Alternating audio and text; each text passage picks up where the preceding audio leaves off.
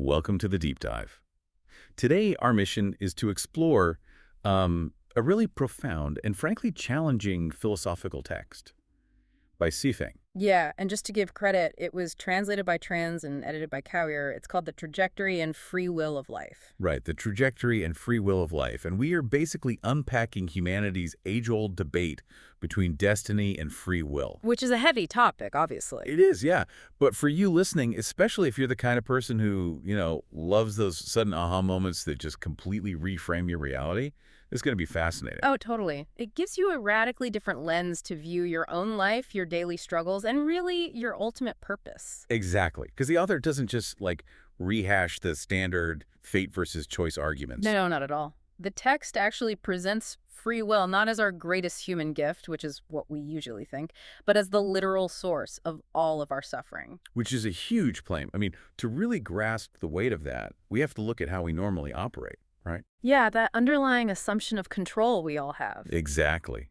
Like in modern life, you just assume you're behind the wheel of a car on an open road. You might hit traffic or, I don't know, you might get a flat tire. Right, things happen. Yeah, things happen, but ultimately, you are the one steering. You decide when to turn left, when to speed up, when to hit the brakes. And we prize that autonomy so much. I mean, we celebrate the self-made individual, the person who forges their own path against all odds. We really do. But Sufing's text it rips that steering wheel right out of your hands. It really does. It argues you aren't in a car on an open road at all. You are on a roller coaster. The track is laid out before you were even born. The drops and the loops are already bolted into place. Yeah, and that steering wheel you're gripping so tightly, it's completely disconnected from the mechanism. It's literally just a plastic prop to make you feel like you're driving. That's such a great way to picture it. And the author uses this brilliant, sweeping analogy to set the stage for this kind of microscopic determinism. The stars analogy, right? Yeah, exactly. The text asks you to just look up at the night sky. There are many times more stars in the vast universe than there are people on Earth. And every single one of those celestial bodies floats along its own specific orbit. They don't just wander around. Right. A star doesn't wake up one day and decide, hey, I want to drift a few light years to the left just for a change of scenery.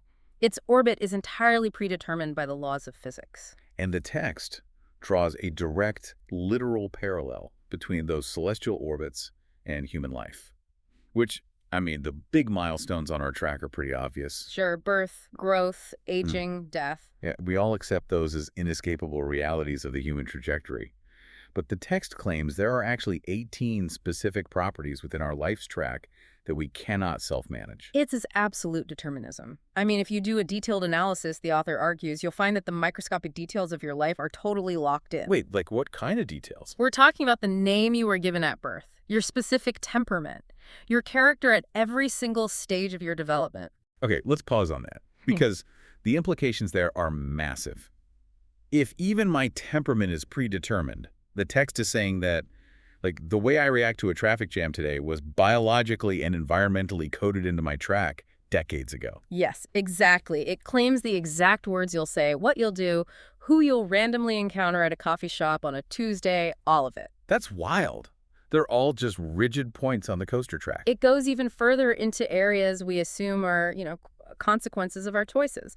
The text states the specific misfortunes you'll suffer, the exact diseases you'll succumb to, and what your ultimate end will be are all predetermined. Okay, I have to push back here on behalf of the listener, because the natural human reaction to that is super defensive. Oh, of course it is. If I choose to smoke a pack of cigarettes every day for 40 years and then develop an illness, common sense says my daily choices cause that outcome. If we're just trains on a pre-laid track, where does the concept of human choice even fit in? Well, the author's counter-argument to that exact pushback relies on exploring the root cause of the choice itself. Okay, how so? The text would argue that your predisposition to addiction, the stressful environment that triggered the habit in the first place, and the biological vulnerability in your body, all of that was pre-coded. So the destiny isn't just the illness at the end. Right. Destiny isn't just the major milestone, it's the entire microscopic chain of character traits and environmental pressures that forced you down that path. Wow. And here's the kicker. The text explicitly states humans do possess free will. There is no doubt about that in this philosophy. but that free will is entirely internal. Which completely changes the definition of free will. It's not a tool for changing the physical world anymore. Nope. Instead, the text identifies our free will as the exact mechanism that causes our agony. Okay, let's dig into that. Yeah. To understand why feeling like you have a choice causes suffering, we have to move from the reality of the predetermined track to our internal human experience, right? Yeah, because if the coaster track is completely set in stone, why do we feel this constant friction? Why does daily life feel so incredibly heavy and difficult for so many of us? And the source explains this by describing the universe as a holographic singular entity. It calls the universe a big play. A holographic play. Right, so holographic meaning every single part contains the whole and everything is perfectly interconnected.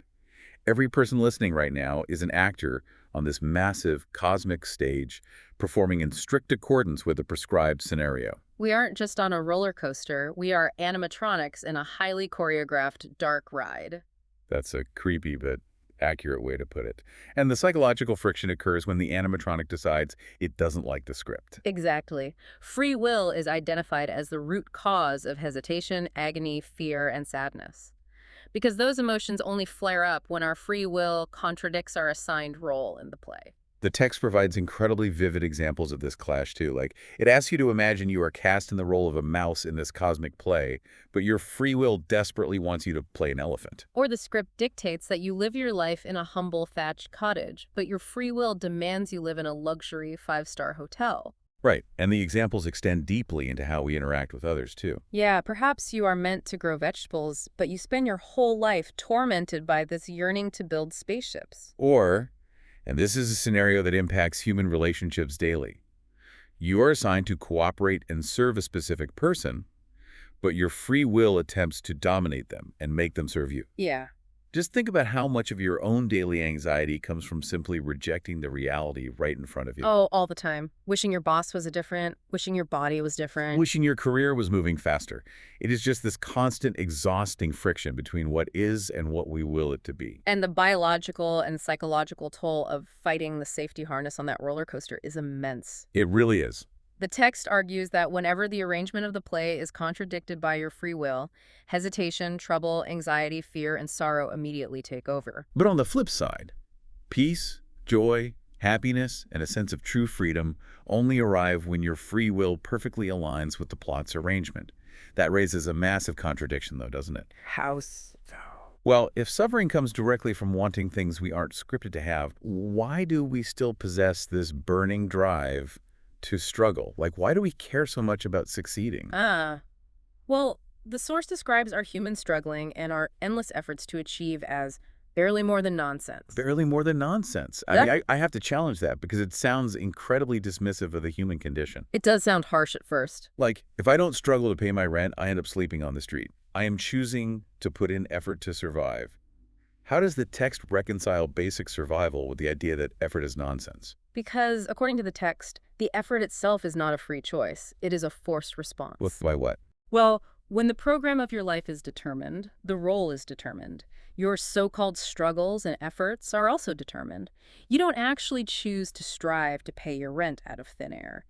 You're forced to by what the author calls your non-material structure. The non-material structure, meaning like the invisible architecture of your mind and environment. Precisely. It's a series of interconnected factors that compel you to make an effort. Your character, your temperament, your survival instincts, and the pressures surrounding you, they all act as a complex software program. So this program generates the fear of eviction, which then forces you to hustle, to try, to struggle. Exactly. The effort isn't nonsense because it doesn't yield results. It's nonsense to claim you freely chose to make the effort. Wow. The author even uses their own life as a case study for this. They note, let me remember the quote, "It is not that I want to struggle and make efforts, but my character and the things happening around me and their ramifications prompt me to do so." Yeah, and there's a very humbling quote right after that. Many things are not in charge of our hands in this world. It's a tough pill to swallow. So our personal yearning for a better future serves a very specific mechanical purpose then. It does. It acts as the engine for the roller coaster. It is the chain lift pulling the car up the hill. Okay, I see.